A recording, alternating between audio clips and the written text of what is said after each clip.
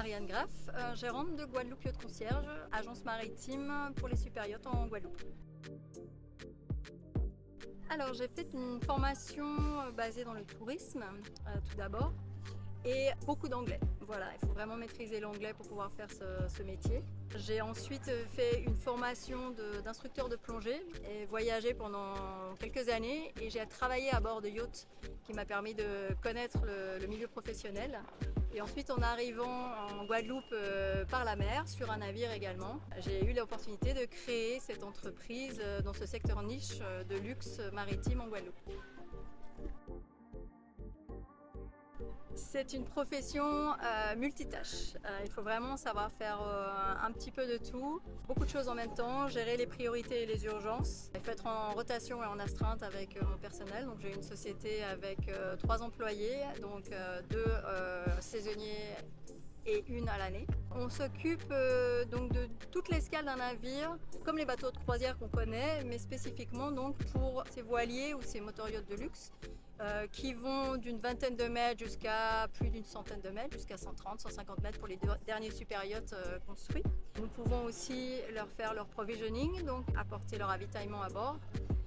Tous leurs problèmes par exemple médicaux s'ils doivent se rendre pour leur équipage, faire des changements d'équipage, préparer toute la partie touristique quand ils ont la clientèle à bord, quand ils ont une escale rapide d'une journée ou technique aussi. Nous sommes en partenariat avec le chantier IMM qui est au port un petit peu plus loin.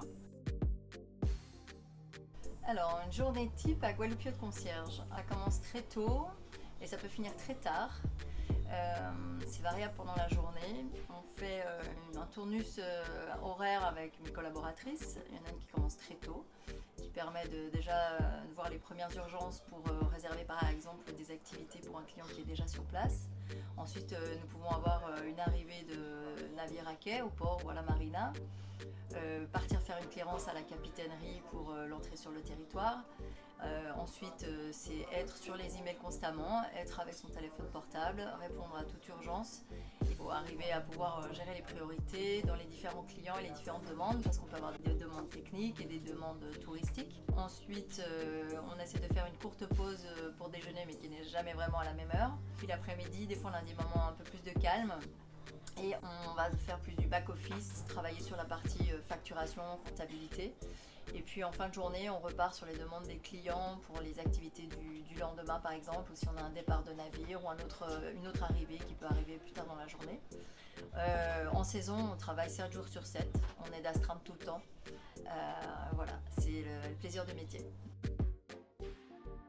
Grâce au chiffre d'affaires généré par les escales de super yachts en Guadeloupe, sur tout l'archipel, 1% de ce chiffre d'affaires est dédié à rétribuer des associations locales, non gouvernementales, qui œuvrent à la protection de la nature et des mammifères marins de Guadeloupe, tels notamment Mon École Ma Baleine, Ifrécor, Régoire, etc.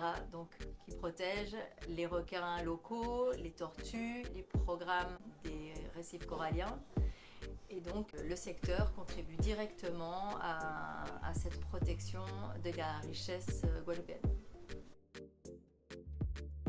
Alors, mon conseil ou mes conseils pour un jeune qui souhaiterait rejoindre ce côté de l'industrie nautique, ce serait de prendre le large, partir en mer, faire des expériences, se former en tant que prof de plongée, passer des brevets de marin ou de chef mécano ou de capitaine, partir quelques années, connaître l'industrie très bien, apprendre le management également et ensuite revenir sur l'île quand on est prêt, je sais pas, à fonder une famille ou à se poser, de rapporter ça à la Guadeloupe. Et surtout, les langues, bien apprendre l'anglais, l'espagnol et toute autre langue qui peut être très utile ensuite quand les touristes viennent visiter l'île.